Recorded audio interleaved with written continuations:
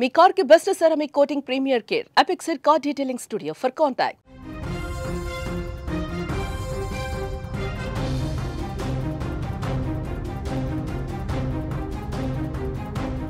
పెళ్లికి ముందు అనుకోని ప్రమాదం జరిగితే దాన్ని అశుభంగా చూస్తాం. పెళ్లి కూతురు ఇంట్లోకి అడుగు పెట్టకముందే ఇదిగో ఇలా ప్రమాదం జరిగింది, ఇదంతా పెళ్లికొడుకు కుటుంబానికి మంచిది కాదంటూ కూడా లోకులందరూ కూడా కాకులై కూస్తూ ఉంటారు. మరికొందరైతే ఈ పెళ్ళొద్దు, ఈ పిల్ల వద్దు అంటూ కూడా ముఖం మీదే చెప్పేస్తారు. కానీ ఇక్కడ ఆ పెళ్లి కొడుకు అతని కుటుంబ సభ్యులు అలా చేయలేదు. పైగా ముహూర్తం మించిపోతుంది అంటూ కూడా హుటాహుటిన ఆసుపత్రికి వెళ్ళి డాక్టర్ల సహకారంతో ఐసీయూలో 3 ముళ్ళు వేశాడు. దీంతో అక్కడ ఉన్న వాళ్ళంతా పెళ్లి కొడుకు చేసిన పనికి ప్రశంసలు కురిపిస్తూ ఉన్నారు. మరికొందరైతే మగాడు మోసగాడు కాదు, మోసేవాడంటూ కూడా నిరూపించామంటూ కూడా అతన్ని అభినందిస్తూ ఉన్నారు. కేరళలోని అలప్పురం, తంబోలి ప్రాంతాలకు చెందిన విఎం శరణ్, అవనిలకు ఇరు కుటుంబాలు పెళ్లి చేయాలని కూడా నిశ్చయించుకోవడం జరిగింది. ఇది పెద్దలు కుదిర్చిన పెళ్లే. ఇరువురు కూడా ఒక మంచి జాబులో స్థిరపడిన వారుగా కూడా తెలుస్తుంది. దీంతో అంగరంగ వైభవంగా కూడా 5 స్టార్ వేడుకలతో వివాహాన్ని జరిపించాలని అందరూ కూడా భావించారు. దీనికి సంబంధించి ఏర్పాట్లు కూడా అన్నీ పూర్తి చేసుకున్నారు ఇరు కుటుంబ సభ్యులు కూడా. ఇక నిన్న మధ్యాహ్నం వివాహం జరగాల్సిందే. అంటే నిన్న మధ్యాహ్నం అంటే 12:15 నుంచి 12:30 ఏదైతే ముహూర్తం ఫిక్స్ చేశారో ఆ టైము బలమైందని కూడా వాళ్ళు ఒక ముహూర్తాన్ని అయితే ఫిక్స్ చేసుకున్నారు. ఆ టైంలో వాళ్ళిద్దరికీ పెళ్లి జరగాల్సిందే. ఈ నేపథ్యంలో ఆ పెళ్లి కూతురు అవని ఎవరైతే ఉందో వధువు మొత్తం గ్రూమింగ్ చేసుకుంటారు కదా, పెళ్లి అలంకరణ కోసం అంటూ కూడా ఆమె అక్కడి నుంచి కేరళలోని కుమరన్ కోమ్కు తీసుకువెళ్తూ ఉండగా కూడా ఒక రోడ్డు ప్రమాదం, అనుకోని ప్రమాదం జరిగింది. కారు అదుపు తెప్పి ఒక్కసారిగా చెట్టునైతే ఢీకొట్టడంతో నవవధువుకి గాయాలయ్యాయి. తనకి ఇలాంటి గాయాలైతే అవ్వలేదు. అంటే కోలుకునే సిచ్యువేషన్ అసలు లేదు. మెయిన్గా మనకి బ్యాక్ బోన్, వెన్నెముక అంటాం కదా, దానికి చాలా పెద్ద గాయమైంది. కోలుకునే పరిస్థితి లేదు. ఎప్పుడు కోలుకుంటుందో కూడా తెలీదు. 12:15 పెళ్ళి, 12:30 వరుడు తాళి కట్టాలి. ఈ నేపథ్యంలోనే అనుకోని ఘటన చోటు చేసుకుంది. దీంతో ఆమెను అక్కడున్న స్థానికులందరూ కూడా ఆసుపత్రికి తరలించారు. విషయం తెలుసుకున్న ఇరు కుటుంబ సభ్యులు కూడా ఆసుపత్రి వద్దకు చేరుకొని పరిస్థితిని అడిగి తెలుసుకున్నారు. తాము అనుకున్న ముహూర్తానికే వివాహం జరిపించాలని కూడా నిశ్చయానికి వచ్చి వైద్యులను సంప్రదించారు. ఎవరు వరుడు, వధువు ఇద్దరు కుటుంబ సభ్యులు కూడా, అవని అలాగే శరణ్ పేరెంట్స్ అందరూ కూడా డాక్టర్స్తో మాట్లాడడం జరిగింది. డాక్టర్స్ ఫస్ట్ ఒప్పుకోము, తన కండిషన్ చాలా సివియర్గా ఉంది, ఐసీయూలో ఇట్లాంటివన్నీ కూడా ఎంకరేజ్ చేయకూడదు అంటూ కూడా డాక్టర్లకి తోచిన సలహా అయితే ఇవ్వడం జరిగింది. బట్ ఎలాగో ఒకలాగా వైద్య సిబ్బందిని అయితే వాళ్ళు ఒప్పించుకోవడం జరిగింది. ఈ నేపథ్యంలోనే ఐసీయూలోనే శరణ్కి, అవనీలకైతే వివాహం జరిగింది. వేదమంత్రాలు లేకపోయినా వారి కుటుంబ పెద్దల సమక్షంలో ఐసీయూ బెడ్పై ఉన్న వధువు మెడలో వరుడు తాళి కట్టాడు. ఈ రోజుల్లో మనం చూస్తూ ఉన్నాం, చాలా తరచుగా ప్రేమలో మోసాలు, లేకపోతే టైంపాస్కి తిరగడాలు, అయిపోవడాలు, తర్వాత ఇంకొకరిని పెళ్లి చేసుకోవడాలు, ఇలాంటివన్నీ కూడా మనం చూస్తూనే ఉన్నాం. ప్రేమని కాసేపు పక్కన పెడితే ఇప్పుడు మనం చెప్పుకునే కథకైతే వీళ్ళకి పెద్దలు నిశ్చయించిన పెళ్ళే.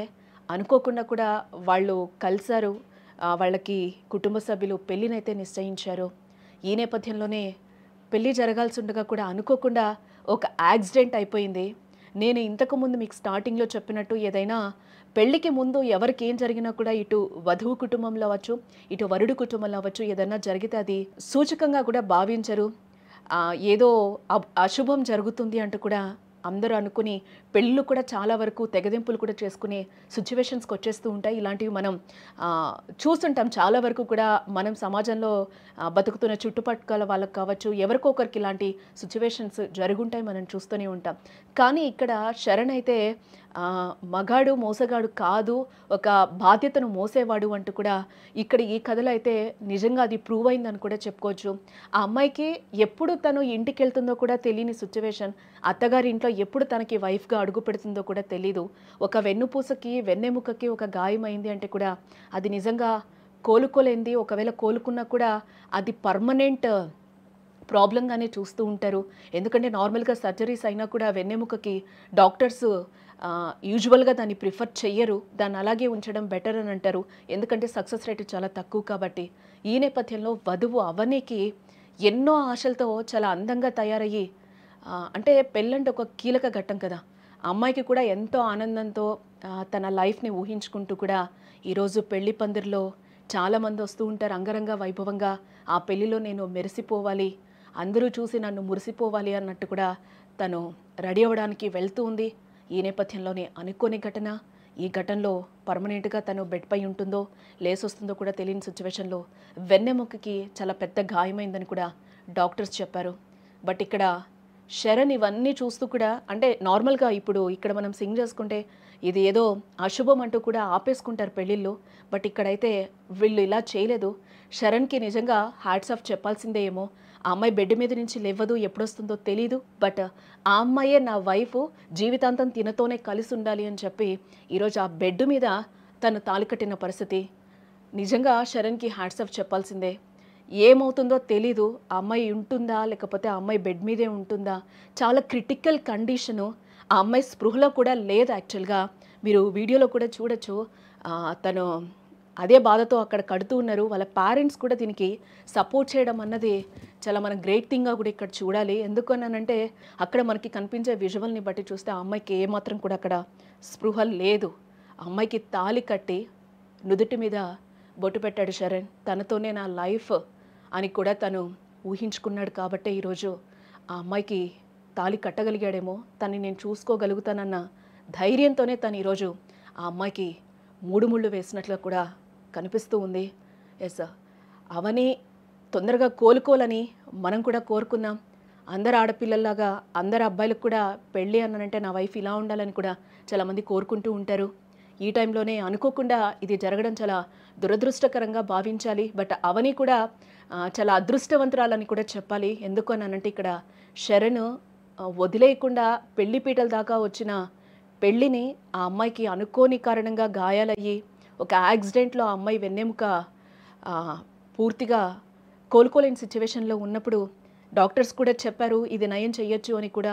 బట్ ఎప్పటికీ కోలుకుంటుందో కూడా చెప్పలేమని కూడా డాక్టర్స్ చెప్పారు. బట్ పర్మనెంట్ చికిత్స అయితే అందిస్తాం, శస్త్రచికిత్స చేస్తామని కూడా డాక్టర్స్ అయితే ఒక భరోసానైతే ఇవ్వడం జరిగింది. బట్ అది సెకండరీ. బట్ ఇప్పుడైతే తను అనుకున్న టైంకి అదే ముహూర్తానికి ఈరోజు ఐసీయూలో తాళి కట్టాడు శరణ్. తొందరగా అవని కూడా కోలుకోవాలని మనం కూడా కోరుకుందాం.